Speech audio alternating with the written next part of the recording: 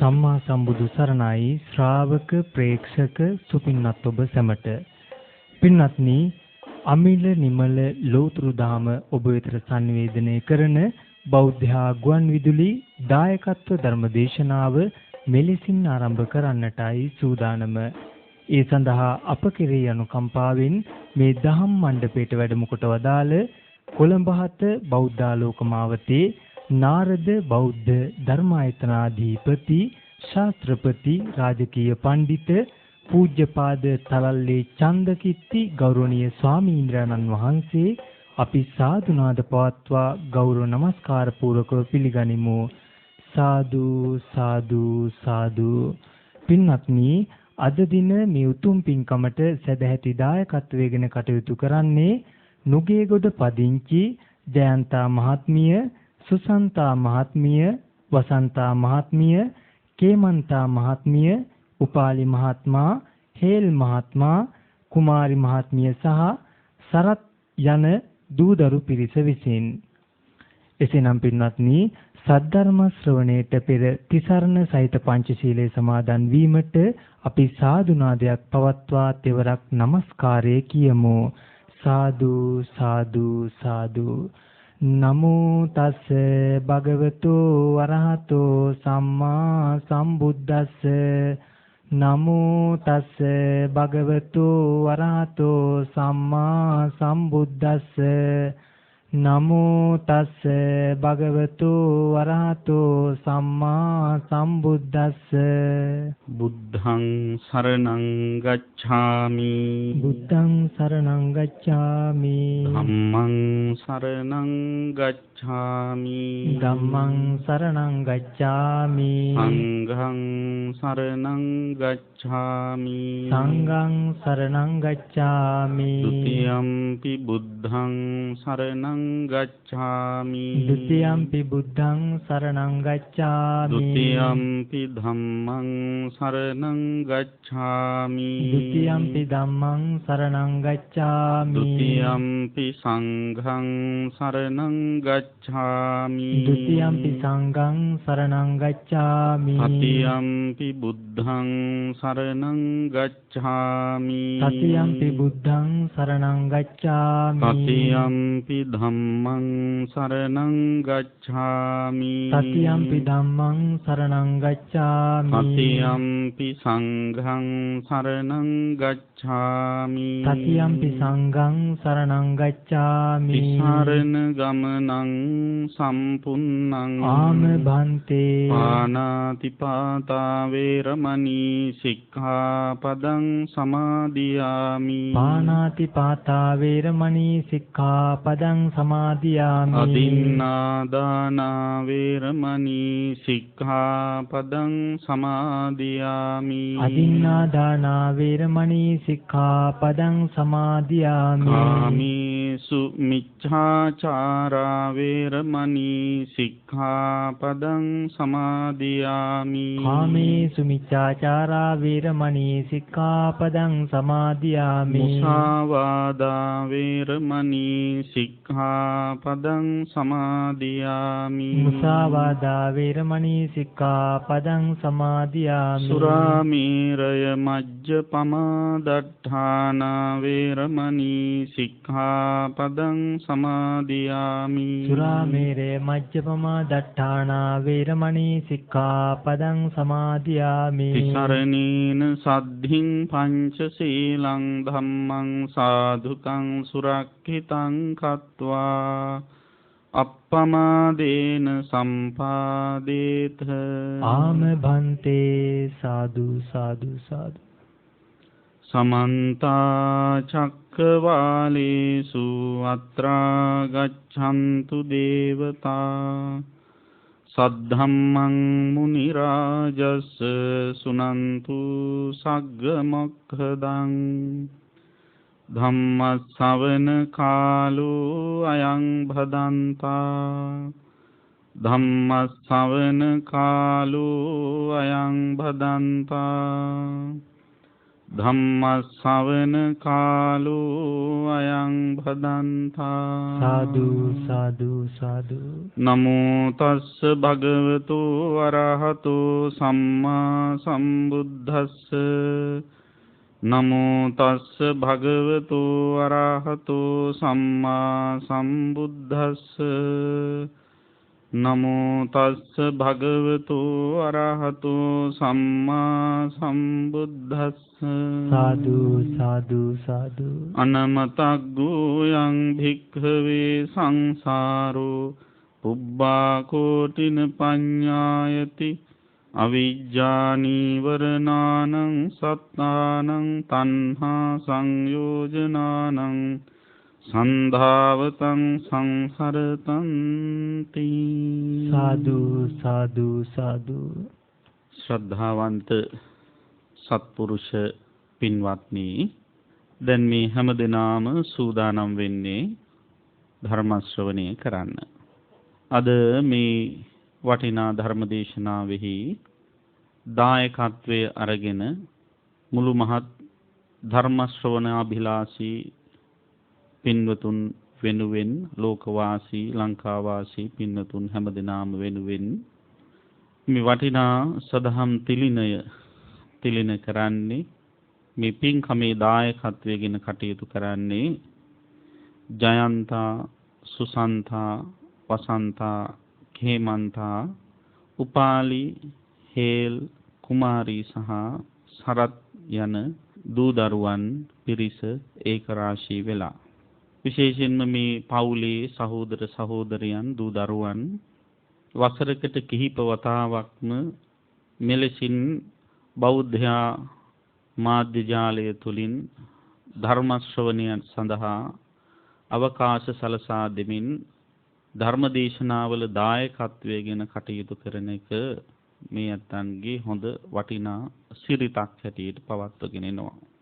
අද විශේෂයෙන්ම මීට වසර 16කට කලින් අභාව ප්‍රාප්ත පියාණන් වන A.W. අබේනායක මහත්මයා, ෆ්‍රැන්සිස් ජයසිංහ පියාණන්, M.L. අබේනායක මෑණියන්, කීර්ති අබේනායක සොහොයුරාණන්, දයාන් විතානගේ සොහොයුරාණන් සහ සංසාරගත සියලු ඥාතීන්ට පින් අනුමෝදන් කිරීමේ බලාපොරොත්තුවෙන් මේ පින්කම සිද්ධ කරන්නේ.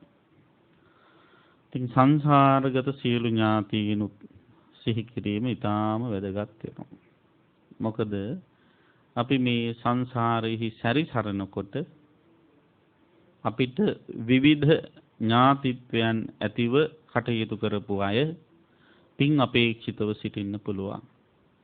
ඒ නිසා විටින් විට ඒ අය සිහිපත් කරලා පින් අනුමෝදන් කිරීම දන්න කියන අයට පින් අනුමෝදන් කරනවා වගේම සිදු කළ යුතු වටිනා සත්පුරුෂ ධර්මයක්. ඉතින් එය අද ඉෂ්ට කරන්නේ.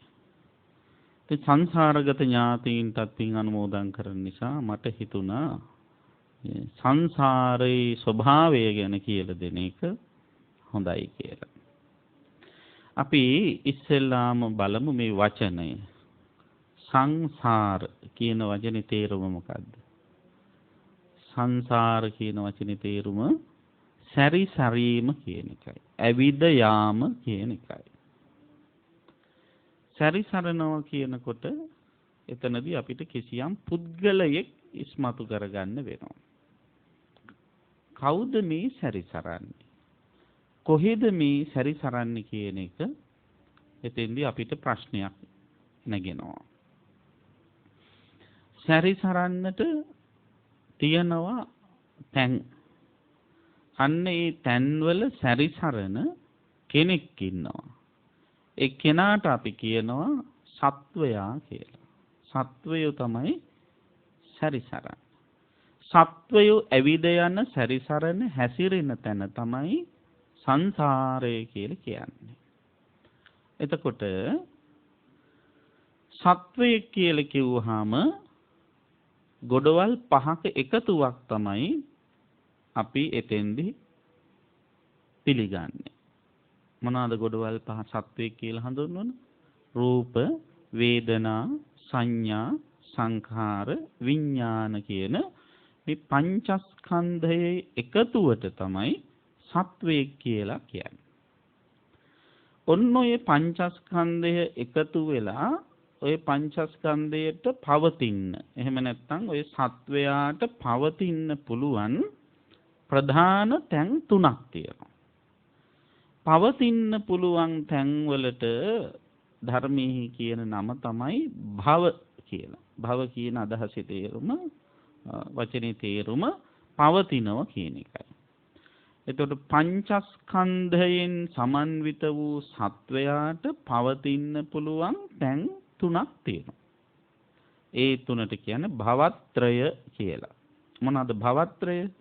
කාම භව, රූප භව, අරූප භව කියලා. මෙන්න මේ භවත්‍රයෙහි තියෙනවා එක එක කුඩා කොටස් සත්වයන්ට පවතින්න පුළුවන් තැන්.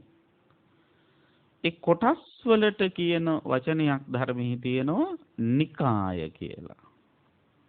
දැන් ඔය හාමුදුරුවෝ කොටස් වෙලා ඉන්න හින්දානේ සියන් නිකාය, රාමඤ්ඤ නිකාය, අමරපුර නිකායම කියන්නේ. ඒ වගේ දැන් නිකාය කියලා කියනවා දිග සූත්‍ර තියෙන කොටසට දීඝ නිකාය කියනවා. කොට සූත්‍ර තියෙන කොටසට කුද්දක නිකාය කියනවා. මජ්ක්‍ධිම ප්‍රමාණයේ සූත්‍ර තියෙන කොටසට මජ්ක්‍ධිම නිකාය කියන වගේ නිකාය කියන වචනේ තේරුම කොටස කියන එකයි. එතකොට අර කලින් කියපු කාම භව, රූප භව, අරූප භව කියන මේ භවත්‍රයෙහි තියෙන පොඩි පොඩි කොටස්. අන්න ඒ කොටස් වලින් මාරු වෙවි ඒ කොටස් වලට ප්‍රවේශ වෙවි ඉන්න එකට තමයි සසර සැරිසරනවා කියලා කියන්නේ. දැන් කාම භවය කියලා ගත්තාම කාම භවයට අයිති කුඩා කුඩා කොටස් තියෙනවා 11. අපි ඒකට කියන්නේ කාම ලෝක 11 කියලා. මොනවද කාම ලෝක 11? සතර අපායයි, මනුස්ස ලෝකයයි, දිව්‍ය ලෝක 6යි. හරියට ගත්තොත් මේක තට්ටු 31ක බිල්ඩින් එකක් වගේ. තට්ටු 31ක බිල්ඩින් එකක් වගේ. එතකොට මේ පොළොව යටත් මේකේ එක කොටසක් තියෙනවා. එක තට්ටුවක් තියෙනවා. ඒ පොළොව යට තියෙන තට්ටුවට අපිට ඕනනම් කියන්න පුළුවන් ඒක තමයි මොකද්ද? නරකය කියන එක. නරක. සතර අපාය කියලා කිව්වම ඔන්න දුක් විඳින්නට වෙන තැන් 4ක් තියෙනවා. ඒවා අපි දුගති වශයෙන් හඳුන්වනවා. ඒවා දුගති වුණා කාම ලෝක. කාමයන්ට ආශාවෙන් උපදින තැන් නිසා ඒවට කියන්නේ කාම ලෝක කියලා. කාම ලෝක ප්‍රධාන වශයෙන් කොටස් දෙකකට බෙදනවා සුගති සහ දුගති කියලා.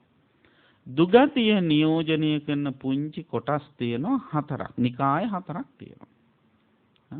ඒ නිකාය 4ට කියන්නේ සතර අපාය කියලා. මොනවාද සතර අපාය? නරක, තිරිසන්, പ്രേත, අසුර. ඔය කියන 4න් භයානකම විදිහට දුක් විඳින්න වෙන තැන කොතනද? භයානකම විදිහට දුක් විඳින්න වෙන තැන තමයි නරකය, නිරය කියලා කියන්නේ. ඒක තමයි පොළොව යට තියෙන එක. බිල්ඩින් එකක් නම් පොළොව යට තියෙන කොටස හැටියට හැඳින්වන්නේ මම ඒක. ඊළඟට නිරයට පස්සේ වැඩියෙන්ම දුක් විඳින්න තියෙන කොටස තමයි කවුද? සාමාන්‍ය ගොඩක් අහිතන්නේ പ്രേත කියලා. නෑ. කවුද? තිරිසන්. ඒ කියන්නේ නරක, තිරිසන්, പ്രേත, අසුර කියලා කියන්නේ. ඉහළට තමයි යන්නේ. එතකොට තිරිසන් ලෝකයේ තමයි දෙවනුවටම වැඩියෙන් දුක් විඳින්න තියෙන තැන. ඕක හැබැයි කොළඹ නෝනලට තේරෙන්නේ නැහැ. මොකද එහෙම කියන්නේ කොළඹ සමාජයේ ඉන්න ගොඩාක් තිරිසන් සත්තු, ගෙවල් ආශ්‍රිතව ඉන්න තිරිසන් සත්තු දුක් විඳිනවාය කියන එක පේන්න අඩු නිසා. මොකද සමහර මිනිසුන්ට වැඩි සැප විඳිනවා නේද? ගෙවල් වල ඉන්න බල්ලෝ පූසු සමහර වෙලාවට. ඒ නිසා බොහෝ දෙනා කල්පනා කරන්නේ මේ කට්ටිය හරි සැපට ඇදී පින්වන්ත බල්ලෝ. එහෙමද කියන්නේ? මිනිස්සුන්ටවත් කියන්නේ නැහැ පින්වන්ත මිනිස්සු කියලා. හරි පින්වන්ත බල්ලෝ. සමහර අය කොච්චරද කියනනම් බල්ලා කියන කොටක් කැමති නැන්නේ බල්ලට. නේද? එයා මෙයා කියලා තමයි කතා කරන්නේ. බල්ලා කිව්වහමත් බනින තාලෙට කේන්ති යන තාලෙට ඉන්නේ සමහරවල්. ඉතින් ඒ නිසා බොහෝ දෙනා හිතන්නේ ඒ කට්ටිය දුක් විඳින්නේ නැහැ, හරි සැපට ඉන්නවා කියලා. නමුත් ඔය තිරිසන් සත්තු හැම තිස්සෙම ඉන්නේ බයෙන්, චකිතයෙන් සහ ද්වේෂයෙන්. එක්ක ද්වේෂයෙන් ඉන්න, එක්ක බයෙන් ඉන්න. දැන් බල්ලෝ වුණත් බුරන්නේ බොහෝ වෙලාවට මොකක් නිසාද? බය නිසා. දැන් මාංශ භක්ෂක සත්වයන් ගත්තාම අපි හිතනවා සමහරට බය නෑ ඒ කට්ටිය කියලා. නේද? මාංශ අපේ සිංහයෝ කොටියෝ වගේ සත්තු ගත්තාම ඒ සත්තු බය නැති නිර්භීත සත්තු කියලා. එහෙම එකක් නෑ. ඒ බය නැත්තත් වැඩිපුර ඒ කට්ටියට ඊළඟට තියෙන ද්වේෂය. මොකද නැගිට වෙලාවේ ඉඳලා කුස පුරවා ගැනීම සඳහා තව එකෙක්ව මරන්නට කල්පනා යොදමින් උපක්‍රම යොදමින් තමයි එයා ඉන්නේ. නිසා නිතරම ද්වේෂය ඇවිසිලා ඉන්නේ. ඊළඟට මාංශ භක්ෂක නොවන සත්තුත් ඉන්නෝනේ, වෙජිටේරියන් කට්ටිය. නේද? ඒතකොට ඒ කට්ටිය හැමතිස්සෙම ඉන්නේ බයෙන්. චකිතයෙන් ඉන්නේ. දැන් බලන්න මූ හාවෝ නේද? ඒ වගේ සත්තු හරි ඒ කියන්නේ පුංචි සද්දයකදී පවා තැටි ගන්නේ, ගැස්සිලා යන්නේ. එතකොට ඒ අය බයෙන්, ත්‍රාසයෙන්, තැටි ගැනීමෙන් පීඩාවෙන් ඉන්නේ. ඉතින් ඔය මොනතරම් අහස උසට ගෙවල් තියාගෙන හිටියත්, යාන වාහන මොනතරම් තියාගෙන හිටියත් ඉන්න කාලේ නිතරම බයෙන් නම්, සන්ත්‍රාසයෙන් නම්, පීඩාවෙන් නම් ඉන්නේ, චිත්ත පීඩාවෙන් නම් ඉන්නේ. එයාට තියෙන දුකක්මයි. නේද? බාහිරව බැලු බැල්මට සැප විඳින කෙනෙක් වෙන්නේ නැති කියලා හිතුවට මිනිස්සු උනත් ඒ මිනිස්සු කොච්චරනම් දුක් විඳින අය වෙනව ඇද්ද? හැමතිස්සෙම තැති ගැනීමෙන් බයෙන් ඉන්න ගියාම. ඉතින් පින්වත්නි, එසේ වෙතත් මේ තිරිසන් සත්වයෝ කියලා කියන කට්ටිය හැමතිස්සෙම මෙන්න මේ බය, සන්ත්‍රාසය කියන මේවෙන් පීඩිත වෙච්ච නිසා, ඊට අමතරව වෙනත් පීඩාවන්ට ගොදුරු වන්නට සිදු වෙන නිසා, දුක් විඳින්න වෙන නිසා මේ සංසාරේ වැඩියෙන්ම දුක් විඳින්නේ නරක ආදී උපදින අය. ඊට පස්සේ තමයි තිරිසන් සතු හැටියට හදන්නේ. එතකොට මෙන්න මේ තිරිසන් සත්තු ගැන සඳහන් කරනකොට මට කරුණු කිහිපයක් සිහිපත් කරන්න ඕන. ඒ තමයි දැන් අපේ සමාජයේ සමහර අය තිරිසන් සතුන්ට හරි ආදරේ. කරුණාවයි ආදරයයි දෙකක් නේද? කරුණාව කියලා කියන්නේ මොකද්ද? කරුණාව කියන්නේ දුකටපත් වුණාම අනේ අසරණයා කියලා ඒ සතාවේ පුද්ගලයාව ඒ පත්වෙච්ච දුකෙන් මුදවා ගන්න තියෙන කැමැත්ත. ඒකෙන් මුදවා ලීම. ආදරය සෙනෙහස දක්වනවා කියන එක වෙනම එකක්. ඉතින් අරගෙන ඔළුව අත ගන්නවා, ඉඹිනවා, කන්න දෙනවා, කෑවට පස්සේ කට පිහදානවා. නේද? එහෙමත් තියෙනවනේ, දත් මද්දනවා, ඒ වගේ දේවල් කරනවා. එතකොට දැන් සමහර අය සතුන්ට ඔන්න ඔය විදිහට ඊටාම ලැබැඳියාවෙන් ආදරයෙන් සලකනවා. කරුණාව නෙවෙයි, ආදරයෙන් සලකනවා. ඒ විදිහට ආදරෙන් සලකන සතා සහ සලකන පුද්ගලයා අතරේ තියෙන බැඳීම අතිශයින්ම තීව්‍ර වෙනවා, දැඩි වෙනවා. ඊට පස්සේ අර සත්තු කවදා හරි මැරෙනකොට මැරෙන්නේ අර ආදරයෙන් Tamanට සෙනෙහසින් සලකපු අය කෙරෙහි බලවත් වූ ආශාවකින්, බලවත් වූ ප්‍රේමයකින්, බලවත් වූ කැමැත්තකින්. මොකද වෙන්නේ එහෙම වුණා? එහෙම මැරිලා ගියාම අර මැරෙන සත්තු ඇතැම් විට, බොහෝ විට ඒ ගෙවල් වලම ප්‍රේතයෝ වෙලා උපදිනවා. ඒ ගෙවල් වලම ප්‍රේතයෝ වෙලා උපදිනවා. බුදුරජාණන් වහන්සේගේ ධර්මයේ ප්‍රබල ඉගැන්වීමක් තියෙනවා. ලෝභාදිකේන පාපේන പ്രേත ලෝකේසු ජායරේ. අධික ලෝභයෙන් මැරිලා ගියාම പ്രേත ලෝකවල උපදිනවා. එතකොට പ്രേතයෝ භූතයෝ වගේ මේ එක එක අමනුෂ්‍යයන් බවට පත් වෙන්නේ අන්නේ වගේ අය.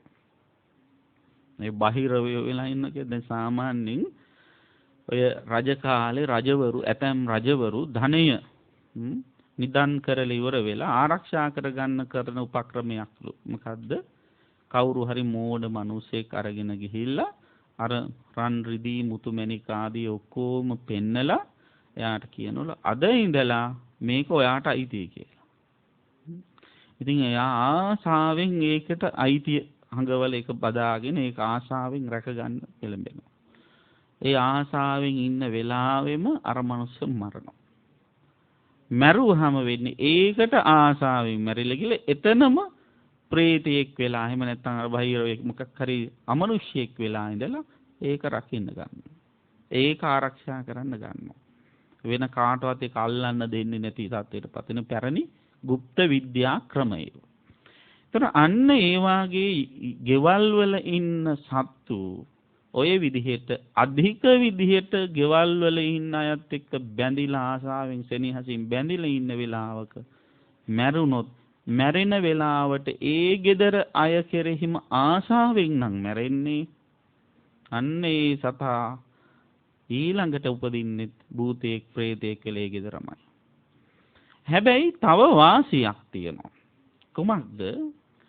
සමහර ගෙවල් වල ඉන්න සත්තුන්ට මම අර කිව්ව ආදරය විතරනේ කරුණාව දක්වන සමහර. කන්න බොන්න දෙනවා අනිත් වැඩ කටයුතු කරන ගමනේ අනේ මේ සතත් සංසාරගත ගමනකදී සාංශාරික ගමනක යෙදෙන සතෙක් මේ සතාගේ සංසාර ගමන සුවපත් කරන්නට පුළුවන් වෙන විදිහට අපි යම් යම් වැඩ කරන්න ඕන කියලා එයා යම්කිසි ආගමික වටපිටාවකට හුරු කරනවා. එහෙම සතුත් ඉන්න ඕනේ. දැන් සමහර ওই බල්ලෝ එහෙම ඉන්නෝ පිරිත් එහෙම දැම්මහම සද්ද නැතුව අහගෙන ඉන්නෝ ඒකටම කම් යොමාගෙන ඉන්නෝ. මම දැකලා තියෙනවා සමහර ධර්මශාලාවල මිනිස්සු ඈත දුර තනින් තන කණු අල්ලගෙන මුළු අල්ලගෙන වාඩි වෙනකොට සමහර බල්ලෝ තමයි ඉස්සෙල්ලාම ඇවිල්ලා ඉස්සරහම වාඩි වෙන්නේ. එහෙමයි ඕන තරම් ඉන්නවා. ඒතකොට ඒක අර පුරුද්දක් විදිහට. කිහිල්ලා ඒක බන තේරෙනව නෙවෙයි. නමුත් එයාගේ හිතට නැගෙන හිතට දැනෙනවා යම්කිසි ආගමික වටපිටාවක්. ඉතින් අන්න ඒ වාගේ වටපිටාවක් හදලා දෙන්න පුළුවන් නම් ඒ සත්වයාගේ ඊළඟ භවයේ සුවපත් වෙන්න ඒක උපකාර වෙයි. ඒ වගේම දැන් ওই පෙරහැරවල් වල ධාතු කරඬුන් වඩම්මන පන්සල් වල හැදෙන වැඩෙන එහෙම සතුත් ඉන්නවා. හොඳ තැන් වල යන්නත් පුළුවන් නැත්තේ නේ.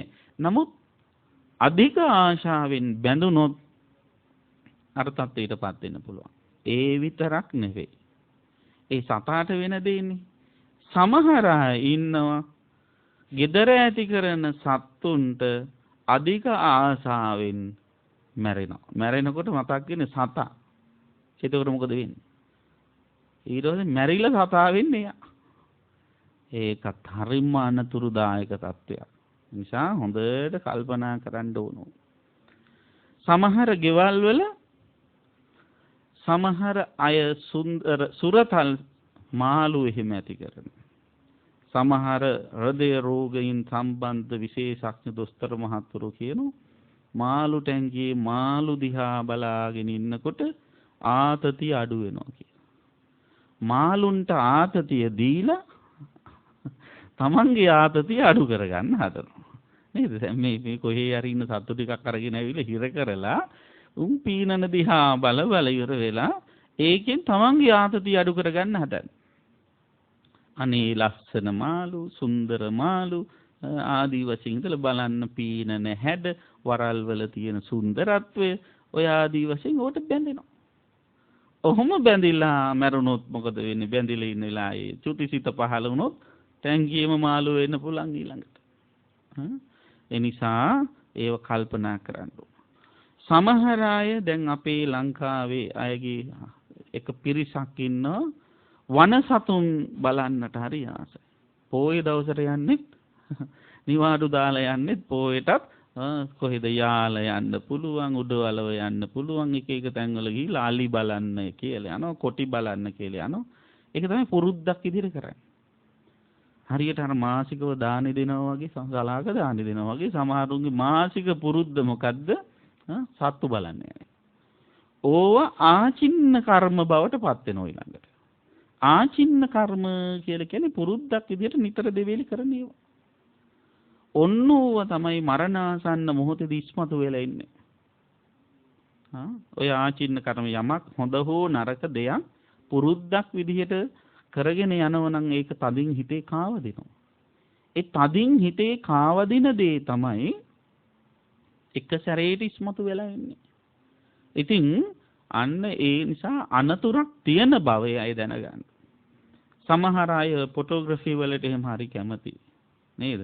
ඡායාරූප අරගෙන සත්තුන්ගේ කුරුල්ලන්ගේ ඡායාරූප ගන්නවා, අලින්ගේ ඡායාරූප ගන්නවා. ගෙවල් වලට ගියාම ඒ ඡායාරූප තමයි බිත්ති පුල හැම තැනම ගහලා තියාගෙන ඉන්නේ.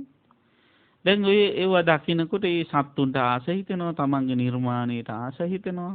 ඒ සත්තු බලන්න ගිහිපුව මතක් වෙනවා. ඔය වාගේ හිත ඉන්න වෙලාවක heart attack එකක් හැදිලා මැරුණොත් යන්නේ ඔය වගේ තැන්වල තමයි. ඒ නිසා මේව කිව්වයි කියලා ගිහිල්ලා ෆොටෝ ගලවලා ඉතිරලා දාන්න ඕනේ නෑ. සිහිනුවණින් බුද්ධිමත්ව විමසල බලල වැඩ කරන්න අපි තේරුම් ගන්න ඕන. හිත හදාගන්න, හිත අවශ්‍ය තැනදී ශක්තිමත් කර ගැනීමට අපි උත්සාහවත් වෙන්න ඕන. ඉතින් පින්වත්නි, කෙසේ වෙතත් මේ ලෝකයේ දෙවණියට වැඩිම දුක් විඳින සත්ත්ව කොට්ටාසය හැටියට තමයි තිරිසන් සත්තු හඳුන්වන්නේ.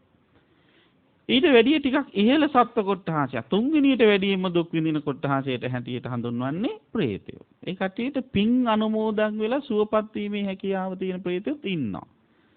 සත්තුන්ට එහෙම පුළුවන් කමක් නැහැ. පින් අනුමෝදන් වෙන්න පුළුවන් කමක් නැහැ. නමුත් සමහර ප්‍රේතයන්ට පුළුවන්කම තියෙනවා පින් අනුමෝදන් වෙන්න. ඊළඟට ඊටත් වැඩිය ඉහළ තැනක ඉන්න පිරිසක් තමයි සතර අපායේ හතරවෙනි කට්ටිය. කවුද? අසුර. අසුරෝ කියලා කියන්නේ කාලයකට දුක් විඳින, කාලයකට සැප විඳින සත්ත්ව කොට්ටාස. එහෙමත් පිරිස ඉන්නවා. දැන් සමහර මිනිස්සුත් ඉන්නේ අසුරයෝ වගේ. එක කාලයකට දුක් විඳිනවා, එක කාලයකට සැප විඳිනවා. අර කටගේ ජීවිත කාලෙම එහෙම සැකසීලා තියෙන පිරිසක්. එතකොට ඔන්න ඔය කියන කොටස් හතර, ඔය කියන නිකාය හතර, එහෙම නැත්නම් ඔය කියන තට්ටු හතර අපි හඳුන්වනවා දුගති වශයෙන්. ඊළඟට සුගති වශයෙන් හඳුන්වන කාම ලෝකයේ තියෙන මනුස්ස ලෝකයයි දිව්‍ය ලෝක 6යි. ඒතර මේ කියන සතර අපායේ සහ සුගතිවල උපදින්නේ, මේ කියන තට්ටු 11 උපදින්නේ කාමය මුල් කරගෙන, පංචකාමයට තියෙන ආශාව මුල් කරගෙන. ඒ පංචකාමයට තියෙන ආශාවට අපි කියන තව නමක් කාම රාග කියලා. කාම රාගය මුල් කරගෙන මැරෙන අය ඒ කාම රාගයේ ස්වභාවය අනුව උපදිනවා කොහෙද? ඔය සතර අපාය හෝ ඔය සුගති දිව්‍ය ලෝක 6 හෝ මනුස්ස ලෝකේ. ඊළඟට රූප රාගය මුල් කරගෙන සමහර අය මැරෙනවා. රූප රාගය මුල් කරගෙන මැරෙනවා කියලා කියන්නේ අනිත් අකුසල යටපත් වෙලා තියෙන කෙනා. රූප රාගය තමයි යාගේ හිතේ තියෙන්නේ. අනිත් ඒවා යටපත්. ඉතින් මේ රූප රාගය මුල් කරගෙන මැරෙන උදවිය උපදින තැන තමයි රූපාවචර බ්‍රහ්ම ලෝක. රූපාවචර බ්‍රහ්ම ලෝක තියෙන 16ක්. අරූප රාග කියලා තවත් එකක් තියෙනවා. මේ රූපේ තියෙන ඕලාරිකකම, කඨෝරකම, එහෙම නැත්නම් වේදනාකාරීකම, දුක් සහගත බව හිතන මේක මොන තරම් පීඩාකාරී එකක්ද කියලා හිතලා මේක නැතුව ඉන්නේ නැත්තම් කියලා හිතෙනවා සමහර වෙලාවට. මේ රූපේ හින්දනේ මේ ඔක්කොම දේවල් ඔපරේෂන් කරන්නයි අර මේ ඔක්කොම එන්නේ මේ හින්දනේ කියලා හිතලා ඒකට තියෙන කලකිරීම ඇති. ඒකට කලකිරීම ඇති කරගෙන මේ රූපේ නැතුව ඉන්නේ නැත්තම් කියලා හිතෙනවා. අන්න එතනදී ඇති වෙන්නේ අරූප රාගය. ඒ අරූප රාගයෙන් මැරෙන අය අරූපාවචර බ්‍රහ්ම ලෝකවල උපදින. ඒක ධාන අවස්ථාවක් නිකම්ම ඒ සිටිවිලි පහළ වෙන්නේ නැහැ. ඉතින් එහෙම බ්‍රහ්ම ලෝක තියෙනවා 4ක්. ආකාසානං ඡායතන, විඥානං ඡායතන, ආකින්චඤ්ඤායතන, නීව සංඥා නාසඤ්ඤායතන කියලා. දැන් ඔන්න 16යි 4යි 20යි 11යි 31යි. ඔය 31ට කියන්නේ මොකක් කියලාද? එක්තිස් තලය කියලා. ඔන්න ඔය කියන එක්තිස් තලයට තමයි සංසාරය කියලා කියන්නේ. ඔය තල 31 තමයි අපි හැසිරෙන්නේ. අපි එහාට මෙහාට යන්නේ. ඔය තලයකින් එක කොටසකට එන එකට කියනවා උපදිනවා කියලා. එක කොටසකින් වෙන් වෙලා යන එකට කියනවා මැරෙනවා කියලා. ඉතින් ඔන්න මෙහින් මැරුණාම තව කොටසකට යනවා. ඔය විදිහට ඉපදෙමින් මැරෙමින් ඉපදෙමින් මැරෙමින් යන ගමනට තමයි මේ සංසාරේ සැරිසරනවා කියලා කියන්නේ.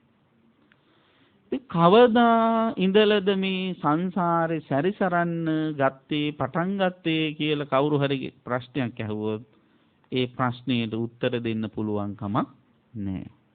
ඒ නිසා තමයි බුදුරජාණන් වහන්සේ දේශනා කළේ අනමතග්ගෝ යං භික්ඛවේ සංසාරෝ පුබ්බා කෝටි න පඤ්ඤායති. මහණෙනි මේ සංසාරයේ අනවරාග්‍රයි දීර්ඝ සංසාරයක් කෙලවරක් දකින්න බැරි එකක්. පුබ්බා කෝටි කියන්නේ පෙර කෙලවර කියන එක. ආරම්භයක් දකින්න බැරි එකක්. එතකොට මේකේ අග කෙලවර දකින්න පුළුවන්. දැන් කෙලවරක් කියලා කියන්නේ කොට තියෙනවනේ ලණුවක් ගත්තාම අන්ත දෙකක් තියෙනවනේ. එතකොට එක පැත්තක් ආරම්භය එක පැත්තක් අවසානය කියලා කියන්න පුළුවන්. සංසාරේ ගත්තොත් ආරම්භයක් හොයාගන්න බෑ. ඒකයි පුබ්බා කෝටින පඤ්ඤායති කියන්නේ. හැබැයි සංසාරයේ කෙලවරක් අවසානයක් හොයාගන්න පුළුවන්ද බැරිද? පුළුවන්. ඒ කොතනද? නිවන් දැක්ක තැන. මෙන්න මේ සංසාර ගමන නවතින්නේ නිවන තුලයි. ඒතර මේ සංසාර ගමනේ යන්නේ ඇයි කියන එකත් බුදුහාමුදුරෝ දේශනා කරනවා. අවිජ්ජා නීවරණානං සත්තානං සංයෝජනානං සංධාවතං සංසරිතං. අවිජ්ජා නීවරණානං අවිද්‍යාවෙන් වැහිලා ඉන්න සත්වයෝ තමයි මේ සංසාරේ සැරිසරන්නේ. තණ්හා සංයෝජනානං තණ්හාවෙන් මේ කියන කොටස් වල බැඳිලා ඉන්න නිසා තමයි ඒ කොටසින් මේ කොටසට මාරු වෙමින් දිගින් දිගට යන්නේ.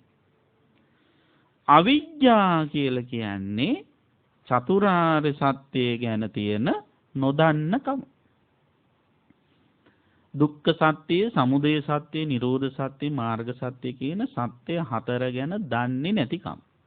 තවත් සරල කරලා කිව්වොත් අවිද්‍යාව කියන්නේ උපදින එක දුකයි කියලා දන්නේ නැතිකම. දැන් උපදින එක දුකයි කියලා දන්නේ නැත්නම් මොකද කරන්නේ? දුකයි කියලා දන්නේ නැති කෙනා ආයෙ උපදින්න හදනවා. ඒකනේ කරන්නේ නේද? උපදින එක දුකයි කියලා දන්නේ නැති එක්කෙනා එහෙනම් මෙතනින් නවත්තන්නේ නැහැ. මෙතන නැතු මෙතන අතහැරලා තව තැනකට යන්න ඕන කියලා හිතනවා. නේද? එතකොට දැන් අපේ බෞද්ධ පින්නතුනොත් ගොඩාක් පින් කරනෝනේ. නේද? පින් කරනකොට මොකද්ද කියන්නේ?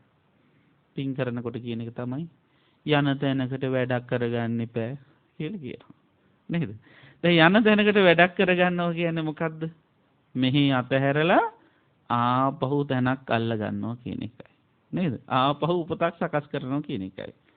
ඇයි මේ ආපහු උපතක් සකස් කරන්න පෙළඹුණේ? අවිද්‍යාවෙන් වැහිලා ආපහු උපදින එක දුකයි කියලා නොවැටහුණ නිසායි. තේරුනේ නැති නිසායි.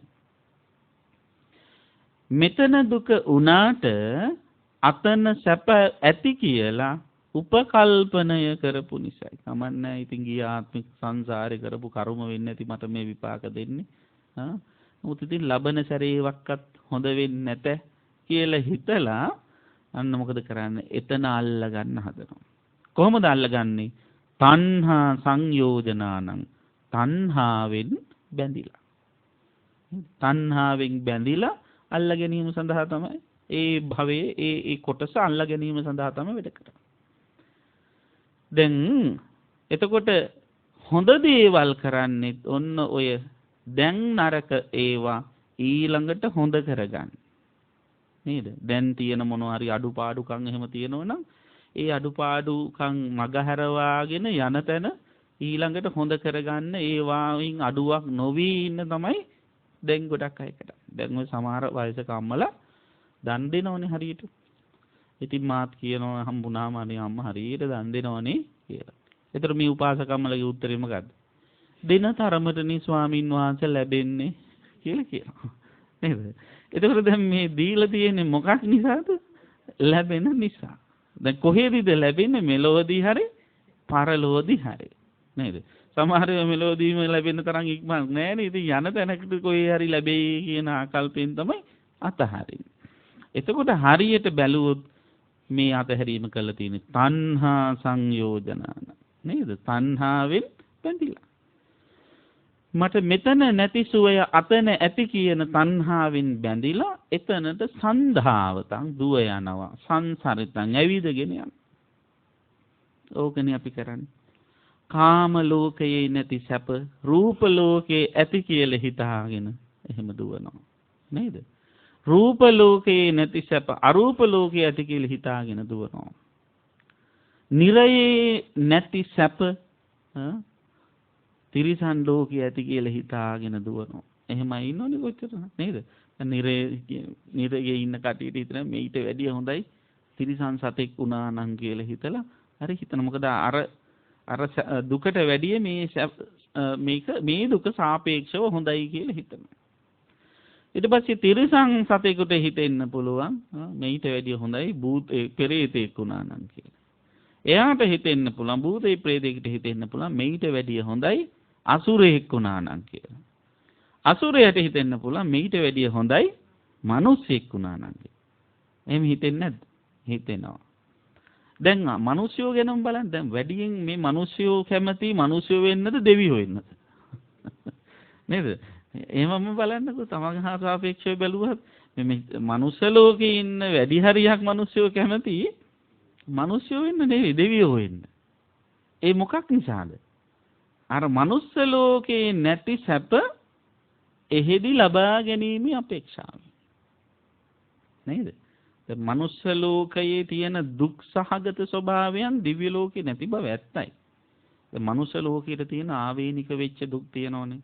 දැන් මනුස්ස ලෝකේ දුකක් තමයි ඉපදෙන එක. ජාතිපි දුක්ඛ කියන්නේ. දැන් ඔය උපදින එක දුකයි කියන එක දිව්‍ය ලෝකවල ප්‍රකට නැහැ. ඇයි දිව්‍ය ලෝකවල සත්වයෝ පහළ වෙන්නේ මනුස්ස ලෝකේ සත්වයෝ පහළ වෙන ස්වභාවයට නෙවෙයි. එහෙනම් දිව්‍ය ලෝකවල සත්තු පහළ වෙන ස්වභාවයට කියන්නේ මොකක් කියලාද? ඕපපාතික කියලා. දිව්‍ය ලෝකවල නෑ ගැබිනි මාතාවරු. ගර්භණී මාතාවරු එහෙම දැකලා නැහැ දිව්‍ය ලෝක දැකලා තියෙද? එහෙමයි නෑ. ඊළඟට දිව්‍ය ලෝකවල ඔය වයසට යනවා කියන එක ප්‍රකට නැහැ. මනුස්ස ලෝකේ තරම් ප්‍රකට නැහැ. මනුස්ස ලෝකෙත් වයසට යනවා කියන එක අප්‍රකට කරගන්න උත්සාහ කරනවා. නමුත් ඒ වුණාට කොහොම හරි ඒක ඉස්මතු වෙලා එනවා. නමුත් දිව්‍ය ලෝකවල ඒක ප්‍රකට නැහැ. නේද? දැන් දිව්‍ය ලෝකේ පන්සල් වල දැකලා තියෙන දිව්‍ය ලෝකවල චිත්‍ර ඇඳලා. එහෙ නෑනේ ඔය ආච්චි අම්මලා සීයලා දිව්‍ය ලෝකවල දැකලා තියෙද හැරමිටි ගහගෙන ඉන්න දිව්‍යාංගනාවෝ ඒ කට්ටිය නෑ නේද? ඒ හොඳ කඩවසම් තරුණ නව යෝන් විහි ඉන්න අය වගේ ඉන්නේ. ඊළඟට දිව්‍ය ලෝකවල ඔය ලෙඩ දුක් වලටපත් වෙච්ච අරින්මින් බැන්ඩේජ් උතාගෙන ඉන්නේ එහෙම අය නෑ. නේද? ඒක ප්‍රකට නෑ. නමුත් අප්‍රියයන් එක එකතු වෙන ඒවා දිව්‍ය ලෝකවලත් තියෙනවා. නේද? දැන් ඔය දිව්‍ය ලෝකවල හැම දෙවියෙක්ම හරි සතුටින් සමාදානෙන් සාමකාමීව ඉන්නවා කියලා නේ. මොකද කාම භෝගී දෙවියෝනේ. ඒව බෙදා ගන්න බැරුව දිව්‍ය ලෝකවල දෙවියොත් රණ්ඩු වෙනවා. එතකොට අප්‍රියයන් එක එකතු වුනහම එතන ඒ ඇයට දුකක් ඇති වෙනවා. දෙවියන්ට ප්‍රියයන් නැති වුනහම හරි අධික විදිහට බැඳෙනවා. බැඳිලා ඉන්න වෙලාවේ ඒ අය වෙන් වෙලා ගියොත් ඒකත් දුකයි. ඊට පස්සේ භෝග व्यसन ඥාති व्यसन ආදී වශයෙන් व्यसन ඇති වෙනවා. සමහර දෙවියන්ට හිටපු ගමම්ම තියෙන භවභෝග සම්පත් අහිමි වෙලා යනවා. දිව්‍යාත්ම භාවය නැති වුණාට භවභෝග සම්පත් අහිමි වෙලා යනවා. ඉතින් භවභෝග සම්පත් වල බැඳුණා නම් ඒව අහිමි වෙනකොට යාළට තියෙන දුකයි. ඉතින් ඒ වාගේ දිව්‍ය ලෝකෙ ගියා දුක් විඳින්න වෙනවා. ඔන්න ඔය විදිහට දුක් විඳින්න වෙන්නේ වෙන මොකක්වත් නිසා නෙවෙයි. නැවත නැවත උපදින එක හොඳයි කියලා හිතාගෙන තණ්හාවෙන් බැඳිලා අවිද්‍යාවෙන් වැහිලා තණ්හාවෙන් බැඳිලා කර්ම රැස් කරන නිසා. ඉතින් මේ කර්ම රැස් කිරීම මුල් කරගෙන අපි මොන තරම්නම් දීර්ඝ කාලයක් තිස්සේ මේ සංසාරේ සැරිසරන්නේ නැද්ද කියන එක කල්පනා කරන්න. බුදුරජාණන් වහන්සේ දේශනා කරන පින්නතුනි මුළු මහා භාරතයේම තියෙන ගස් වැල් ඔක්කොම එක ගොඩක් ගහලා. අඟල් 4 කෑලි වලට මේ ගස් වැල් ඔක්කොම කපනවා. එහෙම කපලා එක කෑලි අරගෙන මේ ඉන්නේ මගේ අම්මා කියලා එක කෑල්ලක් පැත්තකින් තියෙනවා. මේ ඉන්නේ මගේ ආච්චි අම්මා කියලා තව කෑල්ලක් පැත්තකින් තියෙනවා. මේ ඉන්නේ මගේ ආච්චි අම්මගේ අම්මා කියලා තව කෑල්ලක් පැත්තකින් තියෙනවා. එහෙම ගැනලා කවදා හරි දවසක අර අඟල් 4 කෑලි ටික ඉවර වෙන්න පුළුවන්. එහෙම වුණත් මේ දීර්ඝ සංසාරෙදී අපිට මුණ ගැහිච්ච අය ඥාතීන් එහෙම ගැනලා ඉවර කරන්න බෑ කියන එක බුදුහාමුදුරු දේශනා කරනවා. එච්චර දීර්ඝ සංසාරයක අපි මේ යන්නේ. ඊළඟට තවත් අවස්ථාවකදී මතක් කරන මහා භාරතයේම තියෙන මහා භාරතයේ මේ මහා පෘථුවියේම තියෙන පස් එකතු කරලා දෙබර ඇට තරම් පුංචි පස් ගුලි හදලා අර විදිහටම ගැන්නත් පස් ගුලි ටික ඉවර වුණත් අපට නෑය වෙච්ච අය ඉවර වෙන්නේ නැහැ කියන එක බුදුහාමුදුරුව අවධාරණය කරනවා. තවත් අවස්ථාවකදී මතක් කරනවා. එක දරුවෙක් එක අම්ම කෙනෙක්ගෙන් එක දරුවෙක් එක අම්ම කෙනෙක්ගේ තනයෙන් උරා බිව් කිරි එකතු කළොත් මේ දීර්ඝ සංසාරේ පුරාවටම සිව් මහා සයුරේ දිය පරයා යන තරමට කිරි එකතු වෙනවා කියලා මතක් කරා. එච්චර කාලයක් අපි මේ සංසාරේ සැරිසලා තියෙනවා. එහෙම සැරිසනකොට අපට අම්ම නොවෙච්ච කෙනෙක් නැහැ. තාත්තා නොවෙච්ච කෙනෙක් නැහැ. එච්චරට දීර්ඝ මේ සංසාර. එහෙම හිතන්න පුරුදු වෙන්න. මොන හොඳ එකක් නේද? මදුරුවෙක් කනකොට හිතන්න ගියාත් මගේ අම්මද දන්නෙත් නැහැ කියලා. නේද? තලන්නේ නැතුව කටින් බිමල ඉවර්ති අයින් කරන්න පුරුදු වෙන්න ඕන. මේ සසර බය ඇති කර ගන්න ඕන. නේද?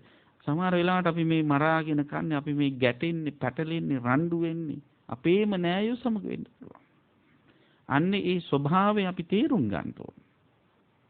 ඉතින් පුළුවන් තරම් ඒ වයින් ඒ තියෙන සසර තියෙන භයානකකම, දීර්ඝකම තේරුම් අරගෙන මේ දීර්ඝ සංසාරේ මොන තරම්නම් ඉපදීම නිසා ඇතිවෙච්ච දුක් වලට අපි මුහුණ දෙන්නේ නැද්ද? නේද? එක සැරයක් ඉපදුනා නෙවෙයි යලි යලිත් ඉපදීම නිසා මොන තරම්නම් දුක්ඛන්දරාවකට අපි මුහුණ දෙන්නේ නැද්ද කියන එක වටහා ගන්න ඕන. මහා සැපට හිටියත් සමහර වෙලාවට දුක් විඳින්න වෙන අවස්ථා තියෙනවා. සමහර වෙලාවට හොඳ පුණ්‍යවන්ත පරිසරවල හිටියත් මේ සසර බය දැනෙන්නේ නැති නිසා අකුසල් කරලා පව් කරලා දුක් විඳින අය ඉන්නවා. මා නිතර කියන කතාවක් තියෙනවා. එක ස්වාමින් වහන්සේ නමක් මට කිව්වා. උන්වහන්සේ ඊටාම පිටිසර ගමක පන්සලක බණකට වැඩියලු. ඒ බණට වැඩියාම ඒ බණ සූදානම් කර තිබින්නේ පන්සලේ ලොකු හාමුදුරුවෝ අපවත් වෙච්ච එකට පින් දෙන්න. පොඩි හාමුදුරුවෝ තමයි පින්කම සූදානම් කළේ. බණ ඉවරුණාට පස්සේ පොඩි හාමුදුරුවෝ ඇවිල්ලා මේ හාමුදුරන්ට කියනවලු අනේ හාමුදුරනේ ලොකු හාමුදුරන්ට පින් දුන්නට ගනීද කියලා නම් දන්නේ නැහැ කියලා. ඇයි කියලා ඇහුවාම කිව්වලු කතාවක් අපූර්ව. ඒ පරණ පන්සල් වල ගම්වල වල වැසිකිලි තියෙනවා. ඉතින් මේ පන්සලේ වල වැසිකිළියකුත් තියෙනවා. සමහර දවස්වලට හදීසියට මේ හාමුදුරුවෝ ඔයකටත් යනවා. ලොකු හාමුදුරුවෝ ඉන්න කාලේ වැඩියෙන් පාවිච්චි කරපු වැසිකිළිය.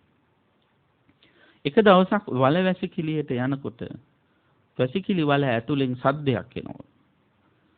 මේ හාමුදුරුවෝ හිතවලු උරුමියෝ හරනවා ඇති මොකක් කරේ කියලා සද්ද නැතුව හිටියා. ඊළඟටත් ආයි සතියකට පස්සේ යනකොට ආයි සද්දය ආවලු. ඉතින් හාමුදුරන්ට හිතුණලු එක දවසක් ඕකටත් ඊළඟ දවසේ යනකොට ටෝච් එක අරගෙන යනවා කියලා. ටෝච් එක අරගෙන ගිහිපු දවසක ආයි වලින් සද්දයක් ඇවිල්ලා තියෙනවා. සද්දේ ඇහිච්ච ගමම්ම හාමුදුරුවෝ වල ඇතුළට ටෝච් එක ගහලා බැලුවා. බලනකොට ලොකු හාමුදුරුවන්ගේ මූණේ ස්වභාවයේ තියෙන සත්වයේ සිවුරු කෑල්ලක පාට තියෙන රෙදි කෑල්ලක් වගේ එකක් කරේ දාගෙන මේ වැසිකිලි වල ඇතුළේ තියෙන අසුචි අනුභව කරමින් ඉන්නවා. ටෝච් එක ගහපු ගමන් S2 ලොකු කරගෙන ටික වෙලාවක් බලාගෙන ඉඳලා අතුරු දහන් වල තියෙනවා. ඒ වාගේ දේවල් ලෝකේ වෙනවා. මේ Tamanගේ පන්සලේ වැසිකිලි වලේ වැසිකිලි අසුචි අනුභව කරන්න තරම් අවාසනාවන්ත වෙච්ච අවස්ථා. මම එක ගමක පන්සලක බණකට ගියා. ඒ බණට ගියා ඒත් හාමුදුරු කෙනෙක් අපවත් වෙලා. ඒ ලොකු හාමුදුරුව අපවත් වෙන පොඩි හාමුදුරුව කිව්වා. ලොකු හාමුදුරුව අපවත් වෙනකොට ඇඳේ මෙට්ටයට රුපියල් ලක්ෂ 12ක් ඇඳේ මෙට්ටයට අතුරලා තිබිලා තියෙනවා. පඩික්කන් අස්සේ පවා සල්ලි හංගලා තියෙනවා. බලන්න ලෝභකම්. පඩි හංග සමහර අයට ආසාවට හැංගුවා ඊට පස්සේ මතක නැහැ හැංගුවේ කොහෙද කියලා. ඒ වගේ වෙන අවස්ථා තියෙනවා. අධිකතර ලෝභයෙන් මැරිලා ගිහලා කොහෙද මේ උපදින්නේ? මේ తాවකාලිකව අපි නවාතැන් ගන්න ආපු නවාතැන් පොලක සදාතනිකව ජීවත් වෙනවා කියන හැඟීමෙන් කටයුතු කරලා මේ සංසාර බය දකින්නේ නැතු ලෝභයෙන් මෝහයෙන් මුලා වෙලා අවිද්‍යාවෙන් වැහිලා මේ සිදු කරන ක්‍රියාකාරකම් අපි අඩු කර ගන්න ඕනේ. ඒ නිසා අවිද්‍යාව වෙනුවට විද්‍යාව උපදවගෙන මේ සංසාර ගමන දුක බව වටහාගෙන පුළුවන් තරම් බැඳීම් අඩු කරගෙන තණ්හාව තුනී කරගෙන සසර සැරිසරන්න තියෙන ඉඩ ප්‍රමාණය අඩු කර ගැනීම තමයි මේ වටිනා දුර්ලභ මනුෂ්‍යාත්ම භාවයක් ලැබපු මොහොතේ අප විසින් කළ යුතුව පවතින. අන්න ඒ සඳහා පින්වත් ඔබට මේ දේශනාව උපකාරයක්ම වේවා කියලා අපි ප්‍රාර්ථනා කරනවා. දැන් බණ ඉවරයි. දැන් රිවිෂන්. දැන් කියපුව මතකයිද කියලා බලන්න ඕනේ. මම අද කියලා දුන්නේ මේ සංසාර ස්වභාවය කියන්නේ. සංසාර කියන වචනේ තේරුම මොකක්ද? සැරි සැරීම හෙවත් ඇවිද යාම. එමෙ ඇවිද යන්නේ සත්වයේ සම්මුතියේ සත්වයේ පුද්ගලයේ. සත්වයා පුද්ගලයා කියලා කියන්නේ කොටස් පහක එකතුවක්. මොකද්ද කොටස් පහ? රූප, වේදනා, සංඥා, සංකාර, විඥාන කියන පංචස්කන්ධයේ එකතුවටයි සත්වයා කියන්නේ. මෙන්න මේ සත්වයාට පවතින්න පුළුවන් ප්‍රධාන තැන් තියෙන තුනක්. ඒ තැන් තුනට කියන්නේ භවත්‍රය කියලා. මොනවාද භවත්‍රය? කාම භව, රූප භව, අරූප භව. මේ භවත්‍රයේහි පොඩි පොඩි කොටස් තියෙනවා. ඒ කොටස් වලට අපි කියනවා නිකාය කියලා. කාම භවයට අයිති කොටස් කීයක් තියෙනවද? 11ක් තියෙනවා. ඒ කොටස් 11 අපි කොටස් දෙකකට බෙදනවා සුගති දුගති කියලා. දුගති 4යි ඊළඟට සුගති 7යි. දුගති 4 තමයි මොකද්ද? නරක, තිරිසන්, പ്രേත, අසුර. සුගති 11 තමයි 7 තමයි මනුෂ්‍ය ලෝකයයි දිව්‍ය ලෝක 6යි. එතකොට මේ කියන කාම භවයේ උපදින්න ප්‍රධානම හේතුව තමයි කාම තණ්හාව. ඊළඟට තියෙනවා රූප භවය. රූප භවයේ කොටස් කීයක් තියෙනවද? 16ක් තියෙනවා. රූප භවයේ උපදින්නේ රූප රාගය නිසා. ඊළඟට අරූප භවයේ කියන කොටස් 4ක්. ඒ අරූප භවයේ උපදින්නේ අරූප රාගය නිසා. එතකොට සරලව කිව්වොත් සත්වයා මෙන්න මේ කියන 31 තලයේ කොටස් 31කින් එකින් එකකට මාරු වෙමින් යන්නේ මොකක් නිසාද? රාගය නිසා, තණ්හාව නිසා. ඇයි එහෙම යන්න පෙළඹුණේ? අවිද්‍යාවෙන් වැහිලා උපදින එක හොඳයි කියන හැඟීම ඇති වුණ නිසා. එහෙම උපදින එක හොඳයි කියන හැඟීම ඇති කරගෙන උපදින්නට අවශ්‍ය කරන කර්ම රැස් කරමින් නැවත දුකටපත් වෙමින් අප්‍රියයන් එක්ක එකතු වෙමින් ප්‍රියයන්ගෙන් වෙන් වෙමින් භෝග වසන වලට ලක් වෙමින් රෝග වසන වලට ලක් වෙමින් ව්‍යාධි වලට ගොදුරු වෙමින් විවිධ පීඩාවටපත් වෙවි දුක් විඳිනවා. මේ දුකින් නිදහස් වෙන්න අපි උත්සාහ කරන්න. මේ විදිහට දුක් විඳපු කාල සීමාව කොපමණදයි කියා නිම කරන්න බෑ. ඉතින් සමහර වෙලාවට අපිට ඒ දුකෙන් මිදෙන්නට හැකියාව නොලැබුණේ ඊට සුදුසු පරිසරයක් අපට නොලැබුණ නිසා වෙනවා. නමුත් දැන් මේ අපට ලැබිලා තියෙන එයාට වඩාත්ම සුදුසු පරිසරය මේ බුද්ධෝත්පාද කාලයයි. මේ සද්ධර්මී ශ්‍රවණය කරන්න හැකියාව තියෙන කාලයයි. කල්යාණ මිත්‍ර ඇසුර තියෙන කාලයයි. හොඳ වටින මනුෂ්‍ය ජීවිතයක් ලැබපු කාලයයි. ඇසූ දහම ප්‍රායෝගිකව ජීවිතයට පුරුදු කරන්න පුළුවන් සුදුසු ප්‍රදේශවල ජීවත් වෙන්නට වාග්ය ලැබුණ කාලයයි. ඉතින් මේ කාලයෙන් උපරිම ප්‍රයෝජන අරගෙන අපේ ජීවිත සුවපත් කරගන්න උත්සාහවත් වීම තමයි සසර ගමන කෙටි කරගන්න උත්සාහවත් වීම තමයි අප විසින් කළ යුතුව පවතින්නේ. අන්න එහෙම කරන කෙනාට තමයි ඒ අමා නිවනින් සැනසෙල්ල උදා කරගන්න පුළුවන්කම ලැබෙන්නේ. එලෙසින් කටයුතු කරන්න පින්වත් ඔබ හැම දිනාටම ශක්තිය, ධෛර්ය, වාසනාව සැලසේවා. මේ උතුම් කුසල බලයෙන් හැමත හැකි තරම් ඉක්මනින් නිවන් සුව සැලසේවා කියලා සාදු කියලා ප්‍රාර්ථනා කරා. ආකාසට්ඨා ච භුම්මට්ඨා දේවා නාග මහිද්దికා පුඤ්ඤන්තං අනුමෝදිත්වා චිරං රක්ඛන්තු ශාසනං චිරං රක්ඛන්තු දේශනං චිරං රක්ඛන්තු ත්වං සදා. ධර්ම ශ්‍රවණානි සංසෙන් හැමත උතුම් නිවන් සුව සැලසේවා. පින්වත්නි, අද මේ උතුම් ධර්ම දේශනාවෙහි දායකත්වයෙන් කටයුතු කරන්නේ නුගේගොඩ පදිංචි ජයන්තා, සුසන්තා, වසන්තා, හේමන්තා, උපාලි, හේල්, කුමාරී සහ සරත් කියන දූදරු පිරිස ඒකරාශී වෙලා විශේෂයෙන්ම මීට වසර 16කට කලින් පරලෝසපත් පියාණන් වහන්සේ වන A.W. අබේනායක මහත්මාණන්ට පින් අනුමෝදන් කරන්න, ෆ්‍රැන්සිස් ජයසිංහ පියාණන්ට, M.L. අබේනායක මෑණියන්ට, කීර්ති අබේනායක සොහොයුරාණන්ට, දයාන් විතානගේ සොහොයුරාණන්ට සහ සංසාරගත සියලු ඥාතීන්ට පින් අනුමෝදන් කරන්න.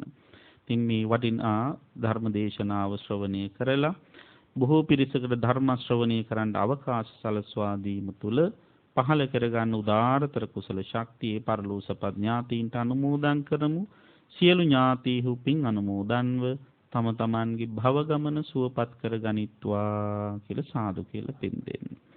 ලෝකියත් සම්බුද්ධ ශාසනයත් සුරකින්න සම්‍යක් දෘෂ්ටික පින් කැමැත්තා වූ සීල දිව්‍ය රාජ සමූහයාද මේ පින් අනුමෝදන් වෙත්වා.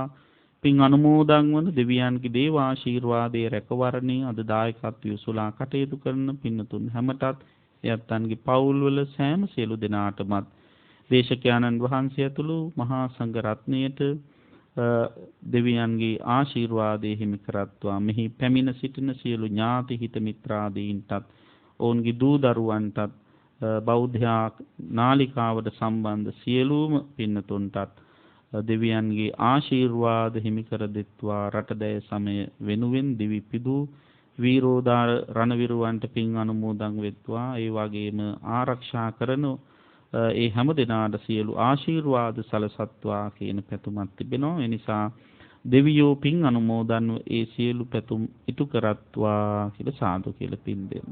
මේ උතුම් කුසල් බලෙන් පින්වත් ඔබ හැමත මෙලව සුව වේවා, පරලොව සුව වේවා, හැකිතරම් ඉක්මනින් උතුම් නිවන් සුවත් සැලසේවා කියලා සාදු කියලා ප්‍රාර්ථනා කරන්න. හැම දිනාටම තෙරුවන් සරණයි. සාදු සාදු සාදු.